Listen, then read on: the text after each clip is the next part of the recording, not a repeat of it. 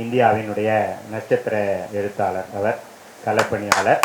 அவர் தனது 36வது வயதில் the God of Small Things Booker பரிசை பெற்றது. பல அல்புனைவு படைப்புகளையும் எழுதியுள்ளவர் அருந்ததி ராய் அவர்கள். அவருடைய ஆய்வுகளை கொண்ட கட்டுரைகள் அவற்றின் கருத்துக்களுக்காகவும் கவர்ந்திழுக்கும் நடைக்காகவும் உலக கவனம் பெற்றவை. ஒடுக்கப்பட்ட காஷ்மீரிகள், ஆதிவாசிகள் முதலிய பலருக்காகவும் குரல் எழுப்பி வருபவர். இந்துத்துவத்தின் கடுமையான விமர்சகர். தலித் விடுதலையின் ஆழ்ந்த கவனம் செலுத்துவர். தமிழ்நாட்டு ஒடுக்கப்பட்ட மக்களுக்காக உழைப்பவர்களுடைய மனதை கவர்ந்தவர். இப்பொழுது வணக்கம். I'm very sorry that I cannot speak Tamil, so I'll speak very briefly.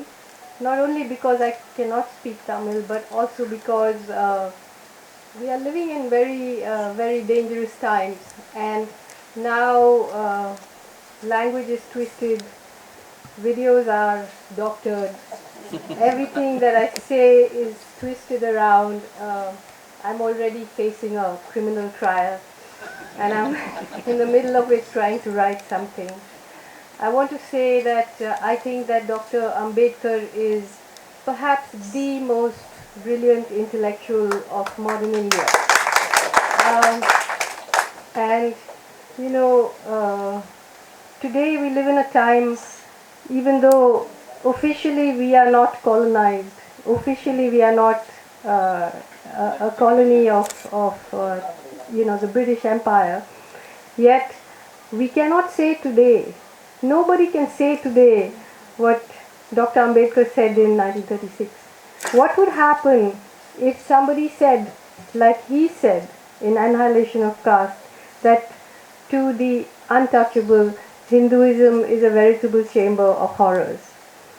That person would be put into jail, right?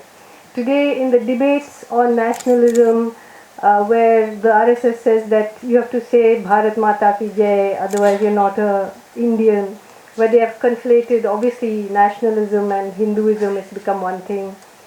But in 1932, when Ambedkar and Gandhi met in London, when they had their first confrontation in the round table conference, and Gandhi asked him why he was criticizing the Congress, which meant criticizing the homeland. And he said, Gandhiji, I have no homeland.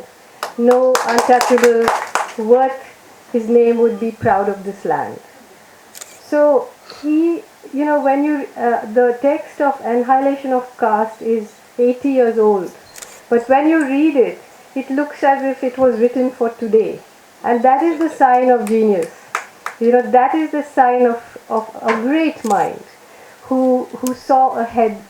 And today we are living in a very dangerous time. And if we want to understand the nature of the Indian state, and I'm not talking just about BJP or Congress, I'm talking about the nature of the Indian state. Since 1947, there has not been a single day when the Indian army has not been deployed against, quote unquote, its own people. Not a single day from 1947 to now. If you look, the army has been deployed in Nagaland, Mizoram, Assam, Manipur, Kashmir, Junagadh, Goa, Punjab. And now now they are preparing the battle in Chhattisgarh, Orissa, Jharkhand. And if you look at who are these people that the Indian army has been deployed against, it's always either Christians, Adivasis, Muslims, Sikhs, Dalits. Always it's the mind of an upper caste state against the other, and how has it operated? Just like a colonizer, right? So you send the soldiers from Tamil Nadu to Kashmir, from Assam to Nagaland, from Nagaland to Jharkhand, just like the British did in the world wars, So there is a lot that I would like to say, but actually I would rather write it than say it, because when you say it, things are twisted around.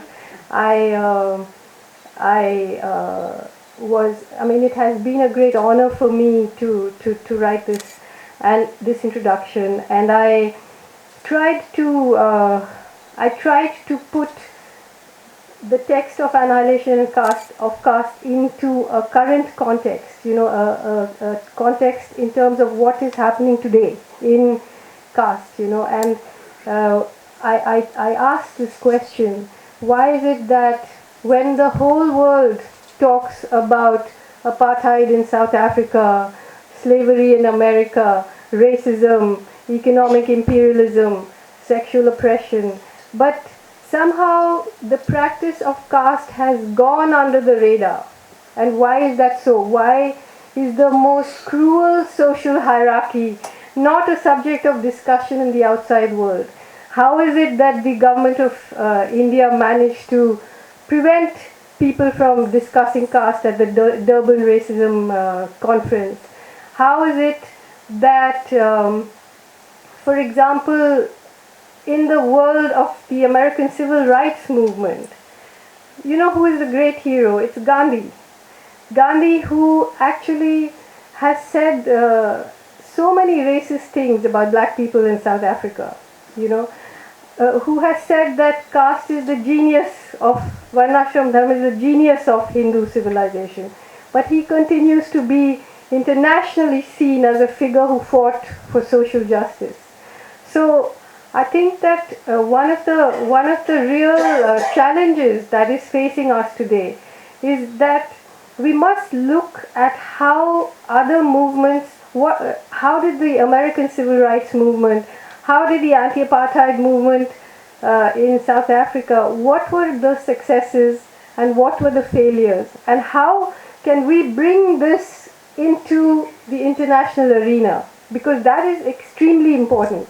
It's extremely important to shame this system internationally, and also how have the imperial powers moved in to diffuse the civil rights movement, say in America, when at the time when Malcolm X and Martin Luther King were at their power.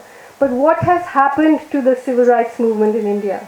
In the US, today, for example, there's a massive prison population, out of proportion prison population of African Americans in America. It's actually the same here in India. The population of Dalits, Muslims, Adivasis is completely out of proportion. But in America, they are not allowed to vote once they've been sentenced.